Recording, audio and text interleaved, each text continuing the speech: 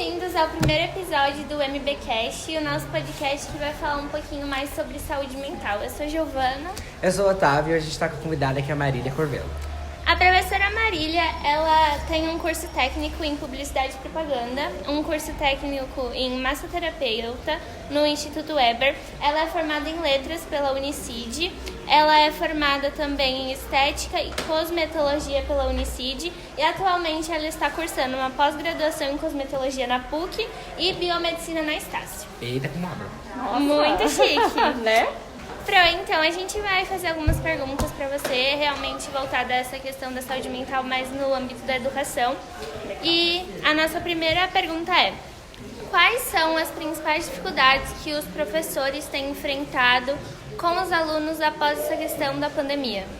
Bom, nós temos enfrentado, assim, várias dificuldades, né? Muitos problemas, principalmente, nós já prevíamos parte deles, em questão principalmente da defasagem de ensino. A gente sabia que os alunos viriam defasados em relação aos conteúdos aí que teriam que ser trabalhados no ano sério. Então teve um retardo, teve um atraso, né?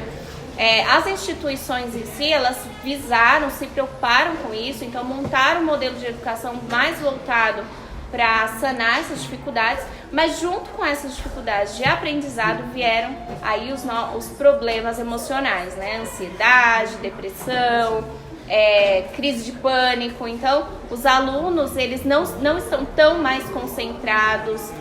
Aluno já é aluno, né? Já é um pouquinho complicado, mas assim, a questão da concentração piorou bastante. Porque a gente sabe que na pandemia foi usado muito celular, notebook. Eles estavam com acesso à internet o tempo todo e eles precisavam disso, não é verdade? E os professores também. Quando volta para a sala de aula, aquela questão do contato humano, e eu acredito que teve até um distanciamento, né? Eu acho que tanto as crianças como nós, professores, ficamos um pouquinho mais robotizados. A gente tem muita demanda de trabalho burocrático, coisa que nós não tínhamos antes. Então a gente tinha aquele afeto, aquele carinho com o aluno. Não é que nós não temos, mas teve uma certa distância e isso influenciou bastante na questão da relação aluno-professor. E aí eu acredito que com este retorno, os alunos, eles também se sentiram bastante prejudicados, né? E se sentiram bastante angustiados também, né? Até porque quando nós retornamos ainda não tinha estabilidade em nada. Não sabíamos o que ia acontecer, o vírus ainda estava por aí, ainda está por aí, mas nós estamos vacinados, graças a Deus. Então vai reduzindo aos pouquinhos e aos pouquinhos nós vamos normalizando. Não vai ser como era antes, porque eu acho que na história do mundo a gente nunca imaginou ficar preso dentro de casa, sem sair, né, trancado, sem ter essa liberdade. Então a gente foi privado disso. Parte dos alunos se privaram até de formatura no ano da pandemia, enfim, então perderam muita coisa. Mas eu acredito que para os anos futuros a gente vai ter aí um bom retorno, né? Aos pouquinhos a gente vai tentando voltar aí ao normal, mas que está sendo difícil, até porque a tecnologia ela já está envolta na educação desde a pandemia até aqui e a gente não pode tirar isso agora, né? Então, o que a gente enfrenta, de problema e a questão, o aluno toda hora já virou um vício, né? Porque eles estavam ali com isso todos os dias e de alguma forma agora eles precisam largar um pouquinho o celular, prestar atenção no professor, vamos voltar a ter esse contato humano. Então, acho que foi uma das maiores dificuldades aí que a gente tem enfrentado, é a questão da tecnologia mesmo. Não só abordando a saúde mental dos alunos, mas também dos profissionais de educação, como que foi poder retomar e lidar com esses alunos? Bom, foi bem difícil no começo, né? Em várias instituições nós perdemos aí alguns colegas de trabalho por conta da Covid. Foi angustiante, principalmente no começo, bem no comecinho do retorno. Nós não sabíamos se no outro dia a gente ia estar contaminado e ia voltar vivo, né? Pais, muitas vezes, de alunos também que tiveram ali a doença e que não estão mais aqui. Então a gente teve que enfrentar também essa questão emocional com o aluno que perdeu ali um ente querido e ficou bem difícil. Voltamos com o coração bem abalado. E está sendo ainda angustiante, até porque a gente tem que dar conta de muita coisa em pouco tempo. Eu acredito que seja isso. A nossa próxima pergunta é: como que você acha que os profissionais de educação conseguiriam retomar a atenção desses alunos? Porque realmente, depois da pandemia, tem toda essa questão de que os alunos estão prestando um pouco menos de atenção nas aulas, tem essa questão toda que você falou também do celular, desse vício, né, desse apego pela tecnologia. Então, como que você acha que os professores poderiam realizar algo assim para meio que puxar esses alunos de volta? Eu acho, gente, que o aluno de hoje ele já é diferente da minha geração, por exemplo. É um aluno totalmente tecnológico, é um aluno totalmente ligado, é um aluno com energia lá a 1000, então está 100% conectado com alguma coisa. O professor ficou em segundo plano, não tem jeito, a gente sabe disso. Mas aquele professor, por exemplo, que se aproxima um pouco mais desse aluno e agrega tecnologia no lugar de brigar com ela, porque eu acho que a gente não tem mais que brigar com a tecnologia. A tecnologia já foi incorporada, ela faz parte. Vamos agregar, né? A gente tem apostila digital, a gente tem uma série de recursos que a gente pode usar, jogos educativos, e pode fazer parte das aulas, né? Eu trabalho aqui desde 2011 e 2012, perdão, faz mais ou menos 11 anos, não sei, gente, sou de português, então vocês façam uns cálculos aí. Faz mais ou menos aí uns 11 anos, e o meu índice de advertência, foi até uma coisa que eu discuti em uma das reuniões, é muito baixo, porque eu não concordo com isso. Eu não concordo em dar minha aula na base do medo. É muito fácil, seria mais fácil. Gente, cala a boca, eu vou dar matéria, quem não prestar atenção vai levar advertência. O aluno com certeza ele vai ter medo, ele vai ficar ali retraído, porque chega em casa, ele assume ali as suas responsabilidades. Eu não concordo com isso. Eu acho que o professor ele tem que ser leve, a aula tem que ser leve, e ele tem que cativar a atenção do aluno pela curiosidade. O Rubem Alves falava muito disso, né? E tem até um vídeo do Rubem que ele diz assim, é a curiosidade que desperta o aprendizado, não é o medo, não é a opressão. O substantivo já está tudo nos livros, eles não precisam mais tanto disso. Eles precisam ali do carinho, do cuidado do professor, eles precisam que o professor tenha esse olhar e desperte essa curiosidade. Uma aula que é despertada a curiosidade, os alunos eles ficam em silêncio, é automático. Eu não preciso gritar, eu não preciso ameaçar com advertência, eu não preciso ameaçar chamar pai nem mãe. Claro que em casos extremos, né, a gente sabe que tem aqueles que não vão funcionar desse jeito. Em casos extremos a gente sim precisa tomar uma medida, mas na maioria das vezes trabalhar com a questão da conscientização. Eu sou muito do conscientizar. Vamos conscientizar? Você fez alguma coisa que me desagradou, olha, isso daí pode me prejudicar. E eu converso muito com os meus alunos, vocês estão comigo desde o sexto aninho, né, galera? É assim, quem é meu amigo não me prejudica, quem é meu amigo tá comigo. Entendeu? Então eu acho que esse elo, essa amizade que a escola tem que ter, e teve um distanciamento aí durante a pandemia, né, do ser humano. Eu senti falta disso, e quando a gente retornou eu senti mais ainda. Agora, a gente aproveitando um pouquinho esse tema da saúde mental, a gente vai rodar uma entrevista, né, com a Gislaine Xavier, que ela falou um pouquinho a respeito dessa questão da saúde mental dos alunos pós-pandemia. Entrevistamos uma professora que estudou comportamento humano e nos disse informações sobre a saúde mental durante a pandemia. Se a gente for olhar hoje em dia, a questão da saúde mental das pessoas, elas já eram afetadas. Durante a pandemia, esses problemas eles só ficaram maiores. Então, a pessoa que não estava conseguindo emprego, imagina a sensação dela. Ela não estava conseguindo emprego quando estava bom. Agora, quando começa, vem uma desesperança. E aí isso vai partir para vários quadros, tá? Então, quais quadros começam a se acentuar? A depressão, a ansiedade. Então, a saúde mental ela foi muito afetada, principalmente ligando com a questão financeira e com a questão de convivência e relações. Então, nós estamos num momento agora de ressignificar relações. Perguntamos se ela conseguiu identificar algumas mudanças no comportamento de alunos. Sim, como professora, o que eu pude sentir de grande diferença. Dentro da sala de aula, nós temos vários perfis de alunos. A gente tem aluno que é mais ativo, tem alunos que são mais pacatos. Durante as aulas online, a gente reparou que muitos desses alunos que eram ativos, que gostavam de brincadeira, quem tinha mais relações sociais, eles começaram a ficar mudos, eles quase não interagiam. E quando você passava a conversar com eles, muitos relatavam que não via a hora disso acabar, que eles não aguentavam mais. Os alunos dos últimos anos do ensino médio foram os mais afetados, porque eles perderam, né? Eles perderam a formatura, tudo que eles tinham de idealização foi jogado fora. E para eles foi um desejo, foi um sonho quebrado. Uma das coisas muito interessantes foi eles não poderem nem confeccionar a camiseta deles. E isso, né, para alguns gera um processo ansiolítico muito grande. Alguns reclamam muito de insônia.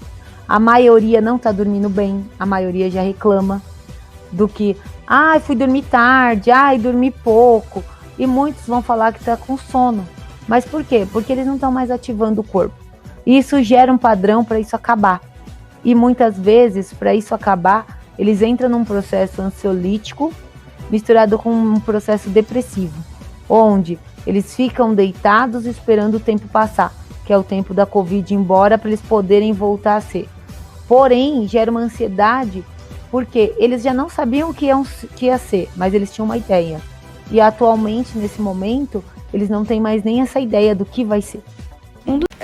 Aproveitando que a gente teve essa entrevista com a Gislaine, você acredita que a instituição de ensino ela pode aprimorar, seja com projetos pedagógicos ou inserindo mais a tecnologia dentro da sala de aula para poder prender a atenção do aluno? Eu acredito muito em projeto, gente. Eu adoro projeto e eu acho que o projeto ele ensina. Na verdade, a rede tem vários projetos aí, né? Até viagens para o exterior vocês têm aí disponível a todo momento para vocês e isso é bem bacana. É claro que eu discordo de alguns pontos, mas aí eu não falo de instituição, eu falo de sistema de ensino, que eu acho que muita coisa não prova nada. Por exemplo, prova uma coisa que não prova nada. Conheço excelentes estudantes com QI super elevado, passam em todas as provas de vestibulares, várias faculdades aí cursadas na USP, né, em várias áreas. E assim, são péssimos profissionais. E eu conheço também muitos estudantes que se formaram na USP, são bons profissionais. E eu acho que varia muito, então não é a prova.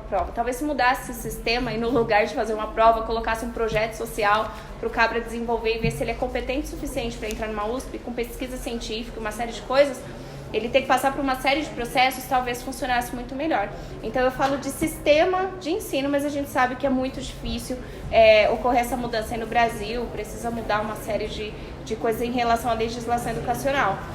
Mas eu acredito, como profissional da educação, que funcionaria.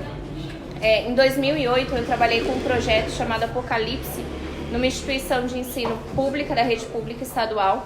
E ali eu via, porque eu era eventual na época, muitos meninos e meninas se drogando, gente, vamos falar a verdade, na escola, assim. E não subia para a sala de aula no pós-intervalo, eu falei, vou montar um projeto com esses caras. Comecei a montar o projeto e chamei, dei aquele discurso, porque eu tinha uma sala de terceiro ano que era minha na época, o resto era eventual. E falei, eu só quero os bons trabalhando comigo, porque eu só gosto de trabalhar com gente boa. E quem não gosta de ser bom, né? Muita gente se prontificou. E aí eles iam ficando ali e vendo o projeto acontecer. A gente tinha uma biblioteca, eu passava vídeos, a gente lia, o Apocalipse, mas a gente relacionou o Apocalipse como literatura e não como religião. E ali eles foram se interessando cada vez mais por aquecimento global. Trabalhei em conjunto com a professora de ciências da época, trabalhei em conjunto com o professor de matemática, porque o projeto final foi a construção de uma tenda gigantesca no pátio e dentro nós tínhamos um teatro itinerante falando de todas as passagens do Apocalipse, relacionando com a atualidade. No final da apresentação os pais choraram porque nós tínhamos a sala do espelho, né? E ali eles viam o quanto o ser humano está acabando aí com o planeta, né? E com o planeta, com a família, com uma série de coisas, e muita gente saiu chorando, e foi muito válido tanto para aqueles alunos e como para os pais deles, né? E anos depois, aquele aluno que muitos professores ou muita gente falou assim, não vai dar em nada, eu encontrando no meio da rua se formaram em direito, estudaram, fizeram lá os Enems da vida e eles não tinham estímulo nenhum na época. E eu fiquei muito feliz porque o projeto ele deu um norte, deu um sentido de vida para eles e deu um sentido para a educação. Melhor do que sentar e fazer um monte de continha no caderno, eles na prática tiveram que construir uma tenda, fazer as medidas, enfim, na prática eles tiveram que ler um livro inteiro, na prática eles tiveram que relacionar autores, então foi muito bacana. assim, eu acho que essa questão, assim, do incentivo, ela é muito boa pro aluno, porque quando você incentiva o aluno a correr atrás, é claro que ele abre, assim, um horizonte muito maior. E nessa questão, assim, de incentivo, você acha que, assim, grande maioria das instituições de ensino mesmo, elas estão fornecendo esse tipo de apoio tanto para os profissionais quanto para os alunos? Ou você acredita que esse apoio deveria talvez ser um pouco mais abrangente nessa questão de saúde mental e nessa questão mesmo do ensino?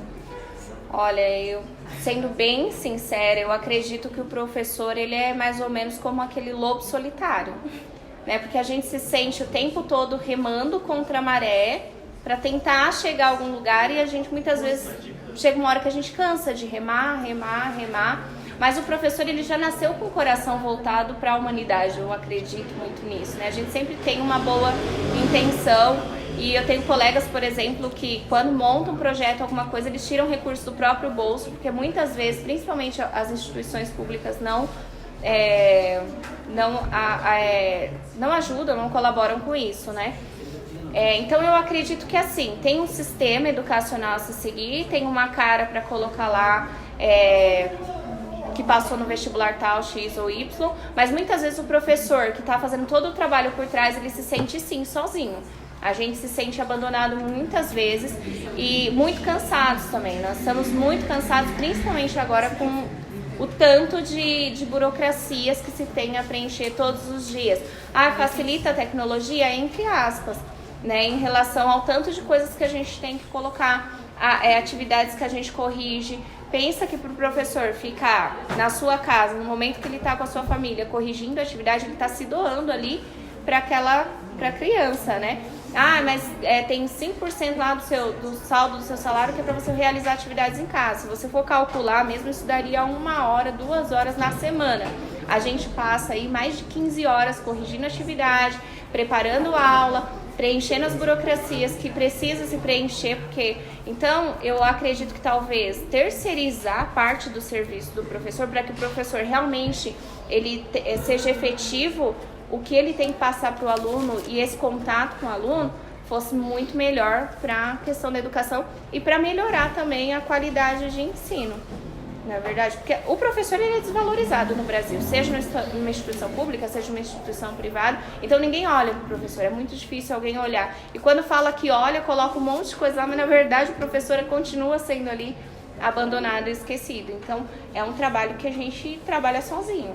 E você acredita que colocar assistência psicológica dentro das escolas, das instituições de ensino e também colocar palestras ou debates dentro das aulas, você acredita que funciona? Eu acredito, isso você fala para o profissional da educação? Não só para o profissional da educação, mas também para os alunos. Eu acredito que ter um trabalho, né, com psicólogos, enfim, dentro da instituição, amenizaria muitos dos problemas que as escolas elas sofrem hoje, em relação às crises de ansiedade, em relação às crises de pânico, depressão. Eu vejo muitos colegas de trabalho que sofrem sim de depressão, muitas vezes até por conta daquilo que a gente já falou antes, né, da questão da desmotivação, da desvalorização aí do professor e do excesso de trabalho que esse professor tem. E para o professor, não só a parte psicológica, mas física também. Pensa que um professor ele fica horas na frente de um computador ou horas corrigindo uma atividade. Pensa como está a saúde, a musculatura desse professor, né? Ele com certeza vai ter vários problemas, artrite, artrose.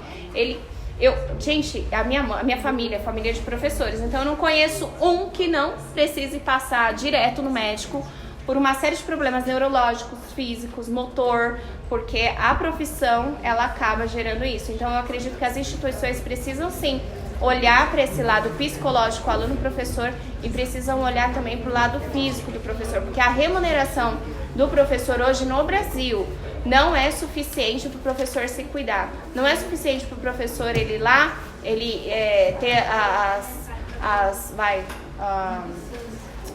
como posso dizer, ter as sessões de massagem que ele precisa para colocar a energia dele em ordem, para ele se recuperar, ter mais vigor, não é suficiente para ele pagar um bom médico, não é suficiente para ele pagar um bom dermatologista, porque a gente sabe que detona a pele da pessoa, ficar horas e horas na frente do computador. Não dá pra ele sobreviver, dá pra ele comer. É isso que dá, é para isso que serve o salário do professor. Então eu acredito que talvez uma remuneração mais efetiva, para que o professor tivesse qualidade de vida, porque o professor precisa disso, seria bom. Nós precisamos dessa assistência, né? E nós falamos isso, eu falo isso em relação ao Brasil, tá, gente? Não é instituição A ou B. O Brasil não se preocupa com isso, não se preocupa com o professor, visto que o professor forma todas as outras profissões que são muito melhores remuneradas aí lá na frente. Bom, gente, esse foi o nosso primeiro episódio do podcast. Queria agradecer a professora Marília pela participação, ao Otávio. E é isso, gente. Espero que vocês tenham gostado. Até o nosso próximo episódio.